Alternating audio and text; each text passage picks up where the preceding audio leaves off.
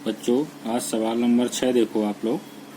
कह रहा यदि बिंदु 1,2, 4,6, x,6 और 3,5 इसी क्रम में लेने पर, माने पहले ये फिर दूसरा फिर तीसरा फिर चौथा, इसी क्रम में लेने पर एक समांतर चतुर्भुज के शीर्ष हों तो x और y का मान आपको ज्ञात करना है। यहाँ पर ये x निकालना और ये y निकालना है। ठीक है, तो एक हम लोग सबसे पहले अपनी तरफ से एज्यूम कर लेते हैं चतुर्भुज। ठीक है, 4 भुजाएं उसकी होंगी, 4 शीर्ष होंगे, चारों शीर्षों के निर्देशांक क्रमशः इनको ले लेते हैं। ठीक है, फिर समांतर चतुर्भुज होने की कंडीशन को फॉलो कराते हैं। अगर उस कंडीशन को फॉलो कर जाएंगे तो ये दिए गए बिंदु जो है एक समांतर चतुर्भुज के शीर्ष होंगे। चलिए देखते हैं इसको। ये आपको बिंदु दिए थे, इस पर हमने क्या किया, 4 बिंदु यहाँ मान लिए, इसको A कह दिया, इसको B, इसको C और इसको D, और क्रमशः इनको मिला दिया तो एक ये चतुर्भुज आपका बन गया। ठीक है, और A बिंदु के निर्देशांक यहाँ से मान लिए कितने हैं, 1,2 के, और B के निर्देशांक हमने क्या मान लिए, 4,y, और C के निर्देशांक x,6 और चौथा निर्देशांक 3,5। ठीक, अब कह रहा सिद्ध करना है कि ABCD एक समांतर चतुर्भुज है। तो समांतर चतुर्भुज के लिए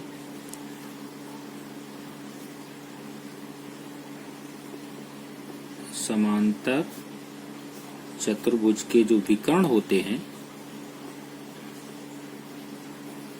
वो परस्पर समद्विभाजित होते हैं। समद्विभाजित का मतलब क्या है, आइए समझते हैं।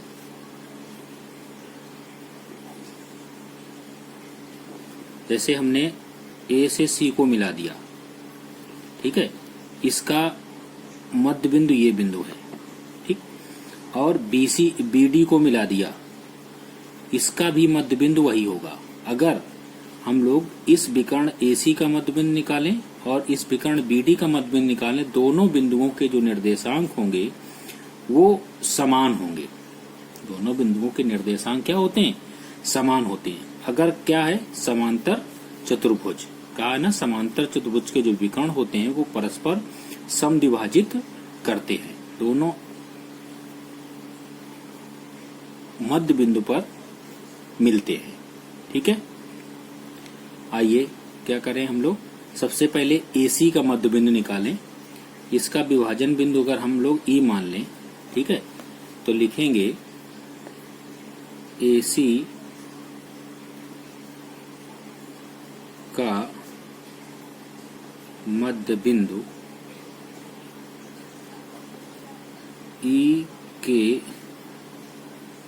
निर्देशांक, वो निर्देशांक आप निकालने का सूत्र जानते हैं मध्य बिंदु का, x1 प्लस x2/2 कामा y1 प्लस y2/2।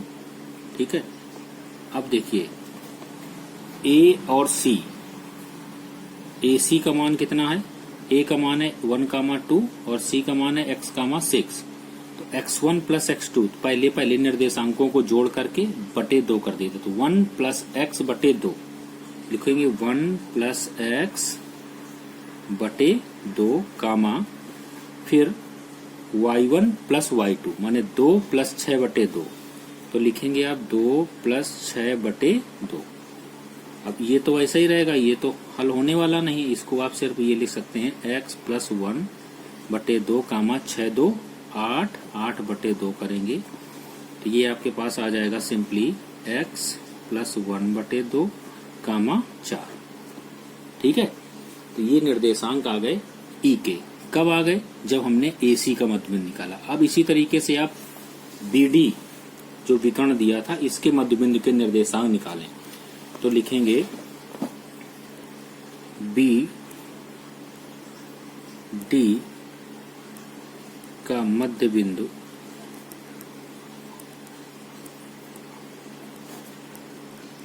E के निर्देशांक। ठीक है, तो इसका मध्य बिंदु का निर्देशांक के लिए वही सूत्र लगाएंगे, x1 प्लस x2 बटे 2 कामा y1 प्लस y2 बटे 2। यहाँ उसने दे दिया है आपको, ये समांतर चतुर्भुज के शीर्ष हैं, तो कह रहा है x और y का मान निकालना है। अब अच्छा देखिए BD में, ये BD है तो ये x1 y1 ये x2 y2, लिखना है x1 प्लस x2 बटे 2 माने 4 प्लस 3 बटे 2। तो यहाँ लिखते हैं 4 प्लस 3 बटे 2 कामा y1 प्लस y2 माने y प्लस 5 बटे 2, y प्लस 5 बटे 2। तो ये बच्चों आ जाएगा 7 बटे 2 कामा y प्लस 5 बटे 2। संभवतः यहाँ तक बात आपको समझ में आ गई होगी। अब ये जो दोनों मध्य बिंदु आए हैं, ये दोनों मध्य बिंदु एक ही बिंदु पे रहें, तो माने इनके निर्देशांकों की हम लोग तुलना कर देंगे। निर्देशांकों की तुलना करने पर, तुलना करने का मतलब है जो पहला निर्देशांक आया था वो आया था x प्लस 1 बटे 2 कामा 4, x प्लस 1 बटे 2 कामा 4 बराबर इनको कर देंगे दूसरे वाले निर्देशांक का। दूसरा निर्देशांक क्या निकला था, 7 बटे 2 कामा y प्लस 5 बटे 2। अगर इनके निर्देशांकों की तुलना करना है, तुलना करने का तात्पर्य है इसका भुज इसके भुज के बराबर कर दो, इसकी कोट इसकी कोटि के बराबर कर दो। तो इसलिए हम लोग लिखेंगे x प्लस 1 बटे 2 इज इक्वल टू 7 बटे 2। तो 2 से 2 कट जाएगा, मीन्स आप लिखोगे x प्लस 1 बराबर 7 के, इम्प्लाइज दैट x बराबर 7 माइनस 1, 1 को पक्षांतर कर दिया, बराबर कितना आ गया मान x का 6 आ गया। ठीक है, एवं इनकी कोट को बराबर कर देते हैं, लिख दिया हमने 4 बराबर y प्लस 5 बटे 2। तो जिसके बटे कुछ नहीं उसके बटे एक, तिरछी गुणा कर दें तो ये आ जाएगा आपके पास y प्लस 5 बराबर 4 दूनी 8 के, मीन्स y बराबर 8 माइनस 5 मीन्स y बराबर 3। ठीक है, और यही आपको उत्तर निकालना था, अतः एक साथ लिख दीजिएगा x बराबर आपके पास 6 एवं y बराबर 3।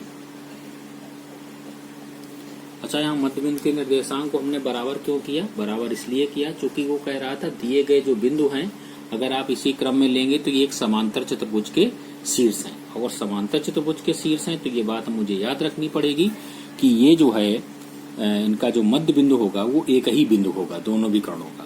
ठीक है, उससे हमने बराबर करके x और y का मान फाइंड आउट कर दिया। चलिए अगला देखते सवाल। बच्चों देखो 7 नंबर सवाल कह रहा है बिंदु A के निर्देशांक ज्ञात करने जहां AB एक वृत्त का व्यास है। एक वृत्त है, ठीक है, उसका व्यास क्या है AB, ठीक, जिसका केंद्र 2,3 है। तो जो केंद्र बिंदु होगा वो कितना होगा 2,3, तथा B के निर्देशांक, इस B के निर्देशांक आपके क्या होंगे 1,4।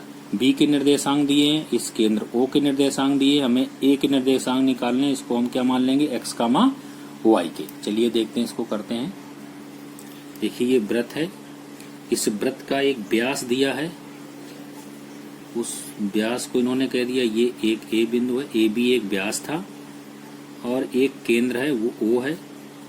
केंद्र से ऊपर जाएगी व्यास वाली रेखा।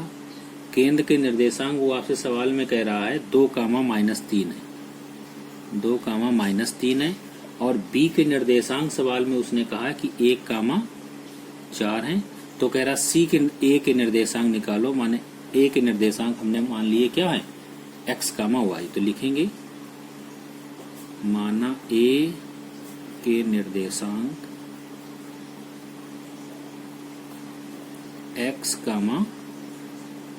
y है। आप जानते हैं जो O बिंदु होगा उस व्यास का, व्यास माने AB का मध्य बिंदु होगा, माने जो O के निर्देशांक होंगे वो AB के मध्य बिंदु के निर्देशांक के बराबर होंगे। तो लिखेंगे केंद्र बिंदु O के निर्देशांक और केंद्र बिंदु O क्या है, वो AB के मध्य बिंदु के निर्देशांक है।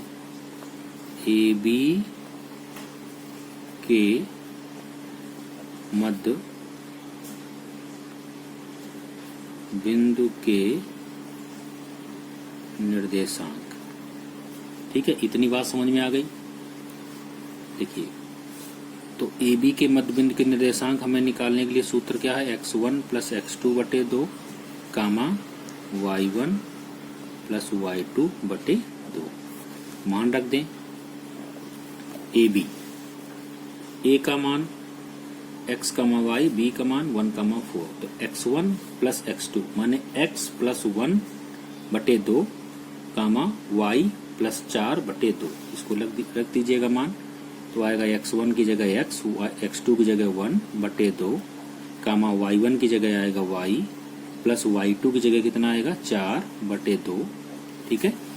अच्छा, केंद्र बिंदु O के निर्देशांक ये बराबर होंगे। केंद्र बिंदु के O के निर्देशांक कितने दिए हैं आपको, 2 कामा माइनस 3 की, तो ये मान यहाँ पर उठा के रख दीजिएगा। ये आ जाएगा 2 कामा माइनस 3। अब ये दोनों निर्देशांक यदि बराबर हैं तो इनके भुज को बराबर करना पड़ेगा। भुज भुज के बराबर होगा और कोटि कोट की बराबर होगा, इसलिए लिखेंगे 2 बराबर x प्लस 1 बटे 2 के तिरछी गुणा कर दीजिएगा, तो x प्लस 1 बराबर आ जाएगा 4 के, मीन्स x बराबर आ जाएगा 4 माइनस 1, मीन्स x बराबर आ गया कितना 3 के।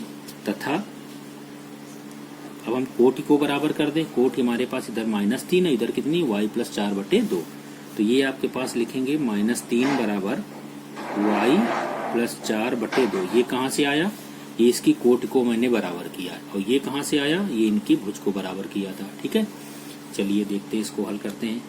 समीकरण 1 बन गया, क्रॉस जिसके बटे कुछ नहीं उसके बटे 1 क्रॉस मल्टीप्लाई कर देंगे, तो ये आपके पास आ जाएगा y प्लस 4 बराबर 3 दूनी 6 के माइनस का, तो y बराबर आ जाएगा माइनस 6 माइनस 4, मीन्स y बराबर हो जाएगा माइनस 10।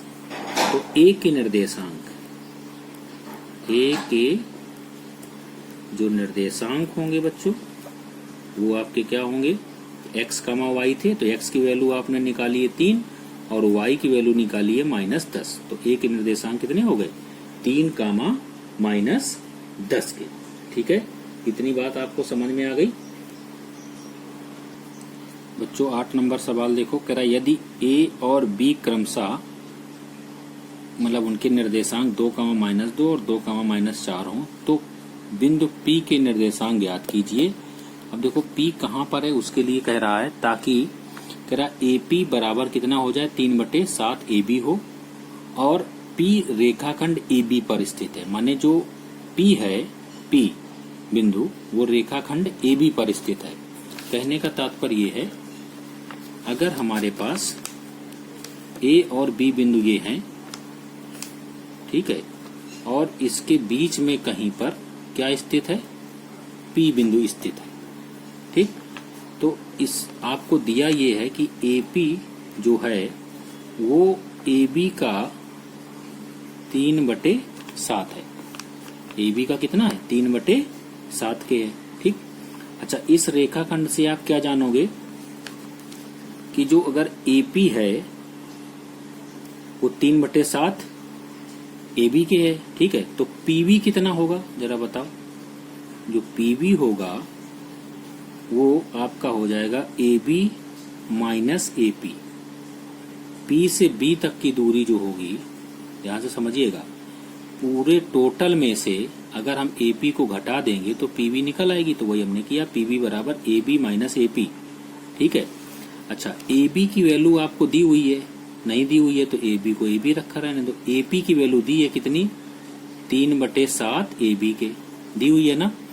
अच्छा, जिसके बटे कुछ नहीं उसके बटे 1, 7 यहाँ से आप लासा ले लीजिएगा। ठीक है, 7 ले लिया तो 7 AB माइनस 3 AB ये आया, तो ये बचेगा कितना, 4 AB/7। कहने का मतलब है कि जो PB है वो 4/7 7 AB के है और जो AP है वो 3/7 AB के है। अगर हम इन दोनों का अनुपात निकालें, चूंकि हमें इन दोनों का अनुपात ही अगर मालूम हो जाए तो हमारी बात बन जाएगी, चूंकि जो हम लोगों को विभाजन सूत्र बताया गया था उसके द्वारा। ठीक है, तो हम लोग क्या निकालें, AP अपान PB निकाल दें। ठीक है, AP अपान PB निकालोगे, AP का मान कितना है 3/7 AB के है और ये कितना है 4/7 AB के है। ठीक, इनका मान निकालेंगे, AB से AB कट जाएगा तो ये बचेगा बच्चों 3/7/4/7, 7 से 7 कट जाएगा, माने आ जाएगा 3/4। तो AP और PB का जो अनुपात है वो कितना है 3:4, माने ये 3 होगी और ये कितनी होगी 4 होगी। और A के निर्देशांक आपको दिए हैं, B के निर्देशांक आपको दिए हैं, तो आप इस P के निर्देशांक निकालने के लिए इसके विभाजन बिंदु AB के विभाजन बिंदु P के निर्देशांक निकाल दें तो बात बन जाएगी। ठीक है, चलो इसको करते हैं आगे।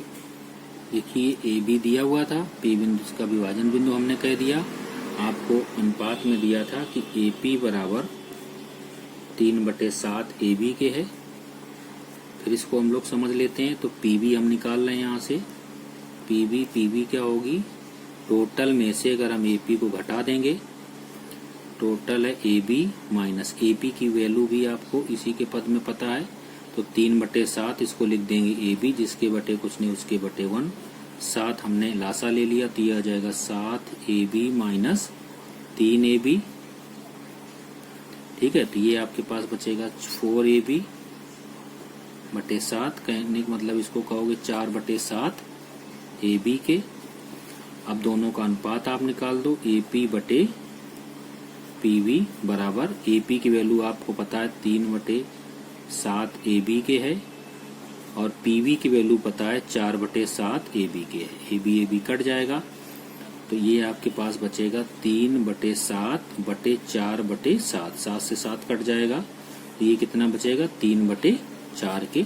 तो अनुपात आपका मिल गया 3:4, माने AP अनुपात PB बराबर 3:4 के। ठीक, तो इसको एक बार हम लोग फिर से लिखते हैं। यहाँ पर ये A बिंदु, ये B बिंदु, इसके विभाजन बिंदु P है जिसका निर्देशांक हमको XY कैलकुलेट करना है। ये जो P है वो AB को 3 और 4 के अनुपात में विभाजित करता है। A के निर्देशांक आपको दिए -2, -2, B के निर्देशांक आपको दिए हैं 2, -4 के। ठीक है, तो विभाजन बिंदु P के निर्देशांक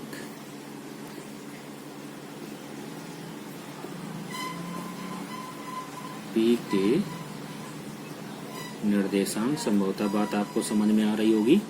निर्देशांक बराबर, सूत्र आप क्या जानते हैं, M1x2 प्लस M2x1 अपान M1 प्लस M2 कामा M1y2 प्लस M2y1 अपान M1 प्लस M2। ठीक है, मान आप रख दें M1 की वैल्यू, इसको M1 कहेंगे आप और इसको क्या कहेंगे M2। तो ये 3 गुणा, इसको इसके साथ गुणा करते हैं, 3 गुणा 2 प्लस इसका गुणा इसके साथ करेंगे, माने 4 गुणा -2 बटे M1 प्लस M2, 3 प्लस 4 कामा इसी तरीके M1y2, माने इसको अब इसके साथ ले आएंगे तो ये क्या आ जाएगा 3 गुणा -4y2 हो गया प्लस M2 ये और y1 ये, तो 4 गुणा -2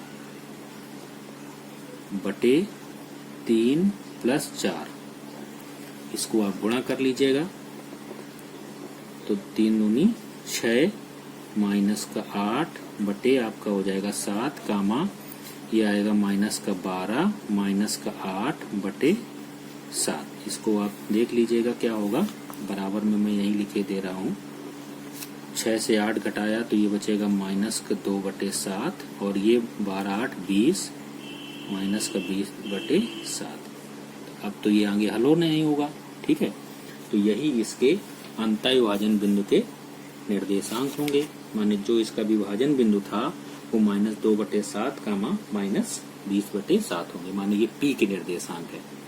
लिखेंगे यही P के निर्देशांक हैं। ठीक। 9 नंबर सवाल है, कह रहा बिंदुओं एक ए बिंदु दिया जिसके निर्देशांक है -2, और एक बी बिंदु है जिसके निर्देशांक है 2, 8 को जोड़ने वाले रेखाखंड AB को 4 बराबर भागों में विभाजित करने वाले बिंदुओं के निर्देशांक। तो 4 विभाजन बिंदु हम लोग कैसे निकालेंगे? जैसे हमारे पास ये समझने का प्रयास करें, A और B है, ठीक है, A और B। एक ये ऐसा बिंदु है जो इसको समान 2 भागों में विभाजित करता है, ठीक है। एक जो बिंदु है P, वो AB को समान कितने भागों में? 2 भागों में विभाजित करता है। कब? जब हम AB का मध्य बिंदु P के निर्देशांक निकाल दें। ठीक। अब इसको बात थी कि इसको AB को 4 बराबर भागों में बांटना है, तो हमें क्या करना होगा? अब हम इसको बराबर 2 भागों में बांट दें AP को। अगर हम इसको मोड़ करके 2 रस्सी मान लो थी हमारे पास, इसको मोड़ दें तो यहाँ पर ये मिल जाएगी। तो कहने मतलब ये बिंदु अगर इसका मध्य बिंदु है, ठीक है, तो इसने इसको 2 भागों में बांट दिया। इसी तरीके से इसका मध्य बिंदु निकाल लें, PB का मध्य बिंदु N ले लें, इसके मध्य बिंदु के निर्देशांक निकाल दें, तो ये क्या हो जाएगा? समान 4 भागों में विभाजित हो जाएगा। माने जो MPN है वो इनको क्या कर देगा? 4 भागों में विभाजित कर देगा। आइए इस सवाल को समझते हैं। A और B ये आपके 2 बिंदु हैं, A, B, इनको आपने मिलाया। A के निर्देशांक आपको दिए हैं -2, 2 के, और B के निर्देशांक आपको दिए हैं 2, 8। ठीक। तो सबसे पहले इसी के विभाजन बिंदु का निर्देशांक निकालें, माने मध्य बिंदु का निर्देशांक निकालें। तो लिखेंगे AB के मध्य बिंदु P के निर्देशांक बराबर, सूत्र हमें याद रखना पड़ेगा, x1 + x2/2, y1 + y2/2। अगर बराबर 3 भागों में बांटेगा तो हमें अलग तरीके से इसको करना होगा, ये ध्यान रखें। एक पीछे सवाल था कि बराबर 3 भागों में बांटना था, तो वहां विभाजन बिंदु का सूत्र का हमने प्रयोग किया था। यहाँ मध्य बिंदु का इसलिए कर रहे हैं कि बराबर 4 भागों में बांटना है। तो 4 भागों की स्थिति ये है, इसको बराबर 2 भागों में बांट दिया P ने। अब इनको भी 2 भागों में बांट देंगे, इनको भी 2 भागों में बांट देंगे, ठीक है। तो P के निर्देशांक निकालते हैं, x1 + x2 माने -2 + 2/2, 2 + 8/2, -2 + 2 ये हो जाएगा 0/2, ये हो जाएगा 10/2। तो ये बच्चों आ जाएगा आपके पास 0, 5 की, ठीक है। तो P का निर्देशांक आया। अब हमने मान लिया N, इसको M मान लो आप। तो अब हम लोग AP का मध्य बिंदु M के निर्देशांक निकाल लो। P के निर्देशांक हमको पता हो गए, माने अब हम लोग AP को समान 2 भागों में भी बांट दें। तो लिखेंगे AP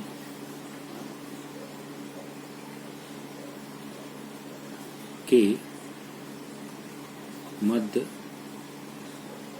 बिंदु M के निर्देशांक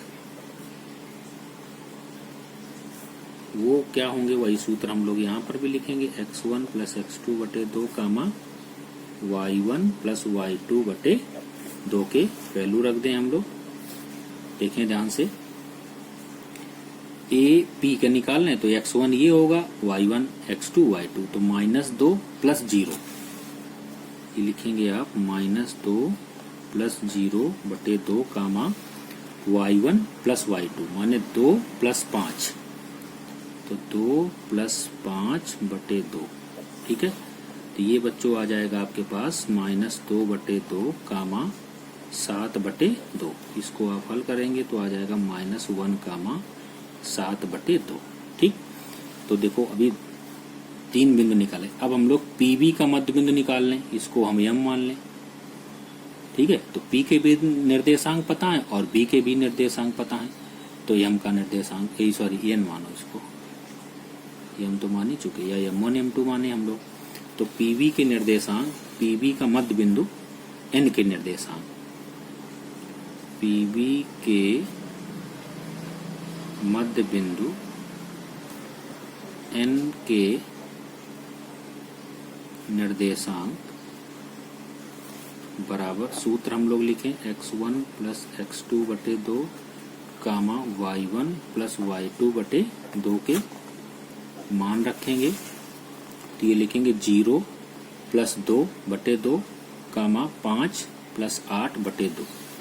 ये आ जाएगा 0 प्लस 2 बटे 2 कामा 5 प्लस 8 बटे 2 के। तो ये आपके पास आएगा 2 बटे 2 और ये 13 बटे 2 के 1 कामा 13 बटे 2। ठीक है, तो ये 3 बिंदु ऐसे आ गए जो AB को समान 3 भागों में विभाजित कर देंगे। सवाल समझ में आ गया होगा बच्चों। देखो 10वां सवाल कह रहा है एक समचतुर्भुज का क्षेत्रफल ज्ञात करना है जिनके शीर्ष इसी क्रम में ये दिए हुए हैं। संकेत दिया उन्होंने, समचतुर्भुज का जो क्षेत्रफल होगा वो बराबर 1/2 उनके विकर्णों का गुणनफल। तो पहले हम लोग एक समचतुर्भुज बनाते हैं और 4 शीर्ष होंगे, चारों शीर्षों के निर्देशांक को लिखते हैं। फिर कह रहा है उनके विकर्णों का गुणनफल, तो विकर्णों के बीच की दूरी निकालते हैं, उनका गुणनफल कर देंगे और 1/2 कर देंगे। क्या निकल आएगा? समचतुर्भुज का क्षेत्रफल। आइए देखते हैं कि ये हमने एक समचतुर्भुज बना लिया। ए के निर्देशांक हमने कह दिए, वो कह रहा था 3,0 ले लो। बी के निर्देशांक कह रहा था 4,5 ले लो और सी के निर्देशांक कह रहा था आपसे -1,4 ले लो और जो डी के निर्देशांक बन रहे थे वो -2, -1 बन रहे थे। ठीक है, इन चारों बिंदुओं को आप ले लें और इनके विकर्णों की लंबाई निकाल दें। एक AC विकर्ण होगा, इनके बीच की दूरी निकाल दो, और दूसरा विकर्ण आपका क्या होगा? BD होगा, इसके बीच की दूरी निकाल दो। ठीक है, तो आइए इसको करते हैं। लिखेंगे विकर्ण AC बराबर विकर्ण AC बराबर, विकर्ण माने इनके बीच की दूरी निकालनी। बीच की दूरी निकालने के लिए हमें सूत्र बताया गया था x2 माइनस x1 का whole square plus y2 minus y1 का होल स्क्वायर। मान रखें आप, तो आप देखेंगे इसकी वैल्यू x1 y1, ये x2 y2। तो x2 माइनस x1 माने -1 -3, -1 -3 का होल स्क्वायर प्लस y2 4 -0, 4 -0 का होल स्क्वायर। ये आपके पास आ जाएगा -4 का होल स्क्वायर प्लस 4 से इसको घटाओगे तो 0 4 बचेगा।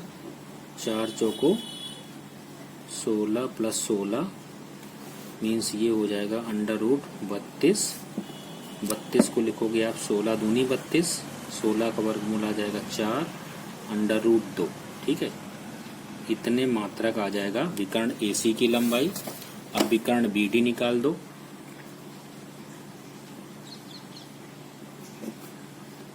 BD इज इक्वल टू √ देखिए BD को क्या लिखेंगे आप? B का निर्देशांक x1 y1 और D का x2 y2। तो 4 x2 माइनस x1 माने -2 -4 का होल स्क्वायर, -2 -4 का whole square plus y2 minus y1, इसको हमने x2 y2 माना था, तो y2 माइनस y1 माने -1 -4। तो ये आपके पास आ जाएगा -1 -4 का होल स्क्वायर। इसको आप हल कर दीजिएगा।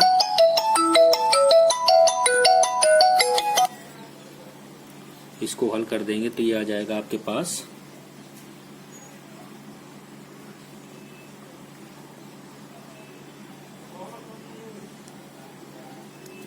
-6 का होल स्क्वायर प्लस ये आ जाएगा -5 का होल स्क्वायर। ये हो जाएगा आपके पास 36 प्लस 5 25 मीन्स रूट आ जाएगा 6 5 11, 3 2 5 1 6, अंडर रूट 61 मात्रक। अब हमें निकालना क्या था, सम चतुर्भुज का क्षेत्रफल।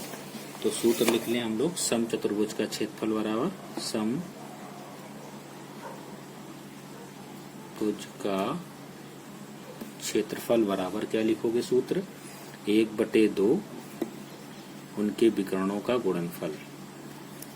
उनके देखिए जो BD हम लोगों ने निकाला ये मान गलत रख गया है, यहाँ पर आएगा -5, ठीक है, ये हो जाएगा -6, तो ये 6 36 हो जाएगा आपके पास, ठीक है, 36 हो जाएगा। 36 के नाते ये हो जाएगा आपके पास कितना, 72 के, ठीक। तो एक विकर्ण आ गया BD अंडर रूट 72, और सम चतुर्भुज का जो क्षेत्रफल है वो जानते हैं हम लोग 1/2 उनके विकर्णों का गुणनफल।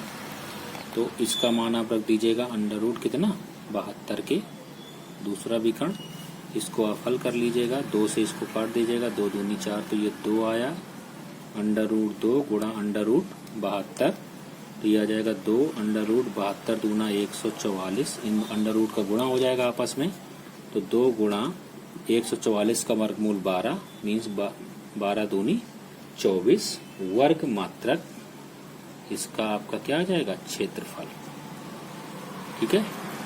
तो ध्यान से करना है, कहीं कोई बिंदु ऐसा नहीं ले लेना है ये कि जो है आंसर गलत हो जाए, ठीक।